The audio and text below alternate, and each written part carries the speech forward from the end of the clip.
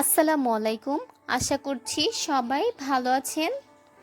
আজ আপনাদের জন্য থাকছে হোমমেড ডোনাট রেসিপি। একটা বলে ময়দা নিয়ে নিচ্ছি 2 কাপ পরিমাণ।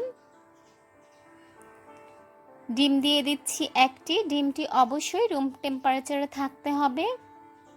চিনি 1 কাপের কিছুটা কম, ইস্ট 1 টেবিল চামচ, লবণ পরিমাণ মতো। এবার সব কিছুকে ভালোভাবে মিশিয়ে নিতে হবে। হালকা কুসুম গরম দুধ দিয়ে দিচ্ছি। দুধটা অল্প অল্প করে অ্যাড করতে হবে। আপনারা চাইলে হালকা কুসুম গরম পানি দিয়েও করতে পারেন। অনেকটা পাউরুটির মতো করে ডোটা মাখতে হবে। ডোটা আমি 5 থেকে 6 মিনিটের মতো মুথে নিয়েছি। ডোর ওপরে কিছুটা তেল ব্রাশ করে দিচ্ছি। এবার ঢাকনা দিয়ে ঢেকে 1 ঘন্টার মতো গরম জায়গায় রেখে দিব। 1 ঘন্টা পরে ফুলে একদম ডাবল হয়ে গেছে। ডোটাকে আবারও ভালোভাবে মুথে নিতে হবে। 2 থেকে 3 মিনিটের মতো আমি মুথে নিয়েছি।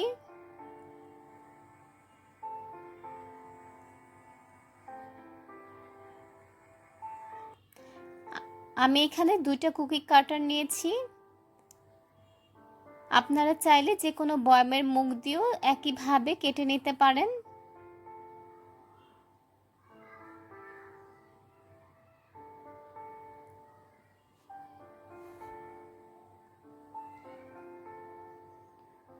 সবগুলো ডোনাট একইভাবে বানিয়ে নিব।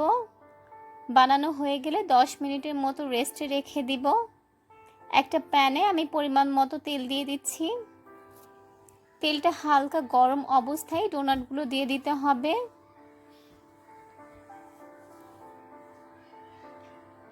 অল্প আছে ডোনাটগুলি ভাজতে হবে। এক পাশ হয়ে গেলে উল্টিয়ে দিতে হবে।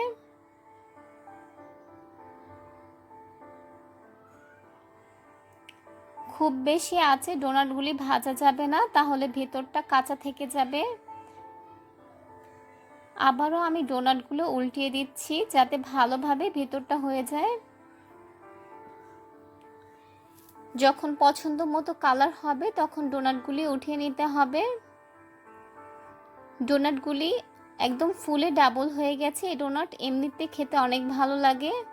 আমি কিছু ডোনাট চকলেটে কোট করে দেখাবো। আমি এখানে 2 ধরনের চকলেট নিয়েছি। চকলেটটা গলিয়ে নিয়েছি।